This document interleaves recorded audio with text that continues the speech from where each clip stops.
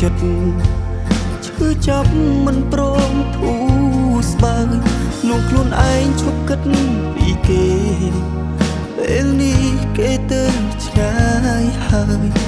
មិនយូរយើងនឹងធូរស្បើយមិនខាន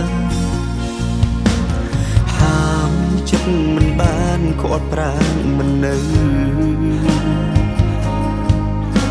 គេចង់ទៅមិនខ្វល់ម្នាក់នេះឈឺផ្សាស្គាល់ច្បាស់ហើយរសជាតិខូចចិត្ត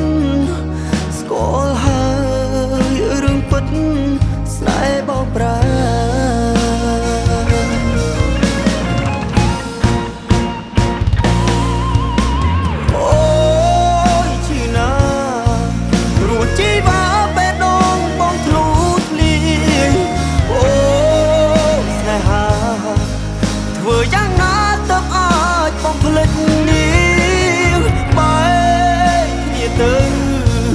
ស្ដាប់ហើយដូចយ៉ាស់ត្រូវមួយកងភ្លៀងពាក្យថាស្នេហ៍ប្រែថាមិនទៀងសងហើយអាចសា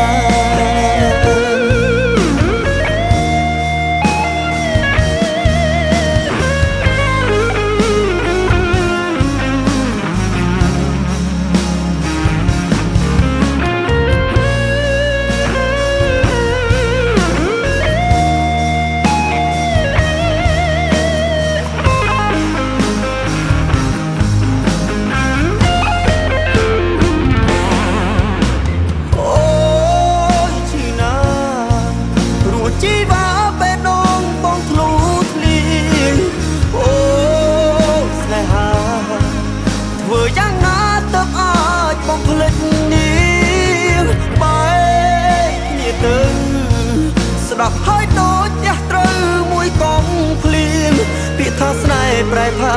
មិនទៀងសងហើយអាចសា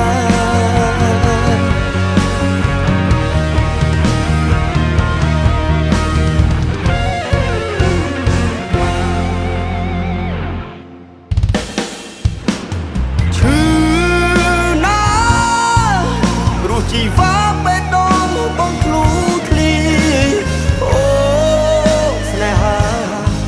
ធ្វើយ៉ាងណាទៅអាចបំភ្លេចនាងបែកគ្នាទៅស្ដាប់ហើយដូចផ្ទះត្រូវមួយកងភ្លៀងពាក្យថាស្នេហ៍ប្រែថាមិនទៀងសងហើយអាចសា